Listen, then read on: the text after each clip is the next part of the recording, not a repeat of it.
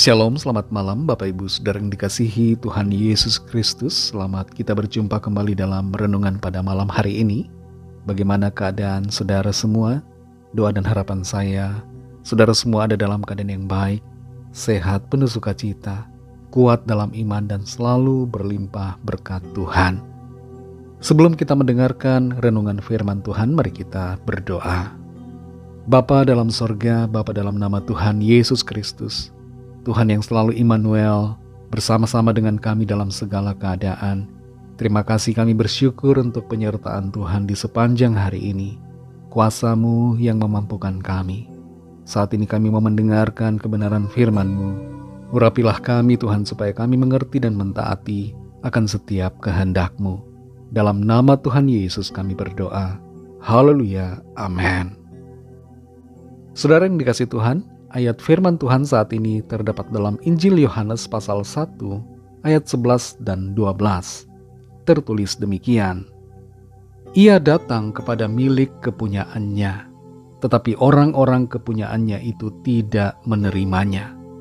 Tetapi semua orang yang menerimanya diberinya kuasa supaya menjadi anak-anak Allah, yaitu mereka yang percaya dalam namanya. Saudara yang dikasihi Tuhan, di tahun 1917 ada sebuah peristiwa yang terjadi di Rusia. Peristiwa ini disebut dengan revolusi Bolshevik. Pada saat itu ada banyak pemilik-pemilik tanah di Rusia yang ditolak dan bahkan dibunuh oleh para petani yang mengerjakan tanah dari tuan-tuan tanah itu. Di Indonesia ada juga peristiwa yang kurang lebih mirip. Cukup banyak terjadi di mana pemilik tanah ditolak dan tidak diakui kepemilikannya. Para mafia tanah lebih berkuasa daripada para pemilik tanah yang sebenarnya. Berbicara tentang kepemilikan, kita semua manusia, semua orang yang hidup di dunia ini adalah milik dari Tuhan. Kita adalah kepunyaan Tuhan. Tapi ada satu pertanyaan, apakah kita mengakui Tuhan sebagai pemilik kita? Apakah kita menerima Dia dan tidak menolaknya? Dalam Yohanes 1 ayat 11-12 ini tertulis, Ia datang kepada milik kepunyaannya, tetapi orang-orang kepunyaannya itu tidak menerimanya. Tetapi semua orang yang menerimanya diberinya kuasa supaya menjadi anak-anak Allah, yaitu mereka yang percaya dalam namanya. Siapa yang disebutkan Ia di dalam ayat ini tidak lain adalah Allah, Tuhan Yesus Kristus, pencipta langit dan bumi, pencipta segala yang ada, pencipta manusia. Dia datang kepada milik kepunyaannya, kepada manusia yang Dia ciptakan, tetapi yang Dia ciptakan tidak menerimanya. Ibarat seperti sebuah robot yang pintar yang diciptakan, yang kemudian menolak untuk mengakui pembuatnya dan bahkan menyerang pembuatnya. Demikianlah saudara, orang-orang yang diciptakan Tuhan tapi yang menolak Tuhan. Tuhan sangat mengasihi kita, dan itu sebabnya Dia datang. Dia mau menyelamatkan. Tapi sayangnya, begitu banyak yang menolak Dia. Yohanes pasal 1 ini menjelaskan tentang siapa Tuhan Yesus Kristus. Dimulai dari ayat 1-3 dan ayat 14. Di situ kita mengerti siapa pribadi Tuhan Yesus. Dia adalah Allah, Dia adalah pencipta. Segala sesuatu dijadikan oleh Dia dan tanpa Dia tidak ada satupun yang telah jadi dari segala yang telah dijadikan. Firman itu, yaitu Allah, telah menjadi manusia. Tuhan Yesus Kristus adalah Allah sendiri. Dia adalah pencipta kita. Dia adalah pencipta saudara dan saya. Dia bukan manusia biasa, tapi Dia adalah pribadi Allah yang berkuasa. Ada keistimewaan bagi orang-orang yang mau menerima Tuhan Yesus, yaitu setiap orang yang percaya kepadanya diberinya kuasa supaya menjadi anak-anak Allah.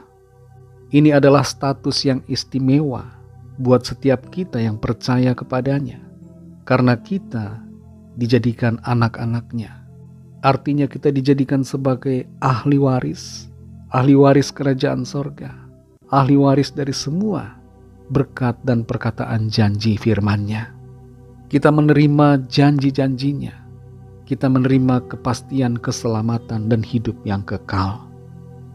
Saudara yang dikasihi Tuhan, kalau ada di antara saudara yang sampai saat ini belum menerima Tuhan Yesus dalam hidup saudara, belum percaya kepadanya, mari terima Dia, percaya kepadanya, supaya saudara menerima anugerah keselamatan dan hidup yang kekal, dan saudara diberi kuasa untuk menjadi anak-anak Allah yang hidup. Ikutilah doa saya. Tuhan Yesus, aku percaya Engkau adalah Allah yang telah jadi manusia. Aku percaya Engkaulah Tuhan dan Juru Selamatku. Masuklah dalam hatiku dan pimpin hidupku Tuhan, sekarang ini dan seterusnya sampai selamanya. Amin.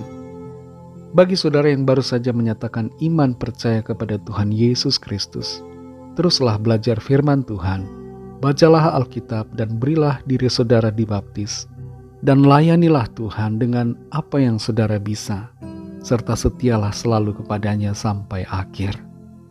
Bagi saudara semua pendengar renungan hari ini, mari kita berdoa. Terima kasih Tuhan Yesus, kami mengucap syukur Bapa untuk firman-Mu yang sudah kami dengar saat ini. Engkau adalah Allah yang telah datang sebagai manusia untuk menyelamatkan kami. Kami bersyukur untuk kasih-Mu, untuk anugerah-Mu. Kami bersyukur karena Engkau telah turun dari sorga untuk menyelamatkan kami. Terima kasih Tuhan untuk anugerah-Mu. Kami percaya dan menerima Engkau Tuhan di dalam hidup kami. Dan kami mau selalu setia kepada-Mu Tuhan Yesus. Pimpin kami Tuhan untuk selalu berjalan di dalam kebenaran-Mu dan setia selalu sampai akhir hidup kami. Berkati kami Tuhan di sepanjang malam ini. Lindungi kami dengan kuasa-Mu. Naungilah kami dengan kasih-Mu. Kami berdoa membawa setiap pergumulan kami masing-masing, setiap permohonan doa yang disampaikan. Alirkanlah kuasa-Mu ya Tuhan atas setiap kami. Lawatan-Mu terjadi, sehingga ada kesembuhan, ada pemulihan, ada pertolongan Tuhan, ada terobosan ajaib, ada jalan keluar dan mujizat Tuhan yang dinyatakan dalam kehidupan setiap kami.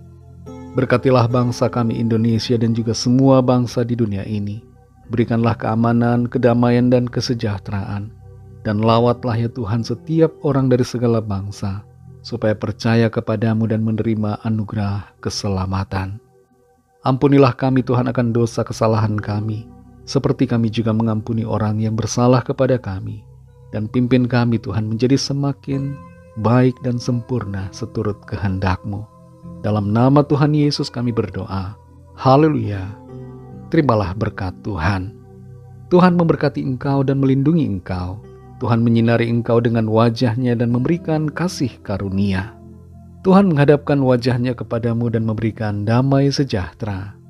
Berkat dan anugerah Allah Bapa, kasih karunia dari Tuhan Yesus Kristus, dalam persekutuan dengan Roh Kudus, menyertai kita semua, sekarang ini dan sampai Maranatha Tuhan Yesus datang kembali, dan bahkan sampai selama-lamanya. Dalam berkat nama Tuhan Yesus Kristus, haleluya, amin. Puji Tuhan, saudara yang dikasihi Tuhan, saya percaya firman Tuhan menjadi berkat dan kekuatan buat saudara semua, dan Roh Kudus akan menolong saudara untuk lebih lagi memahami kebenaran firman Tuhan dan hidup selalu dalam kemenangan. Tuhan Yesus memberkati saudara semua. Selamat beristirahat dan sampai jumpa dalam renungan yang berikutnya. Haleluya.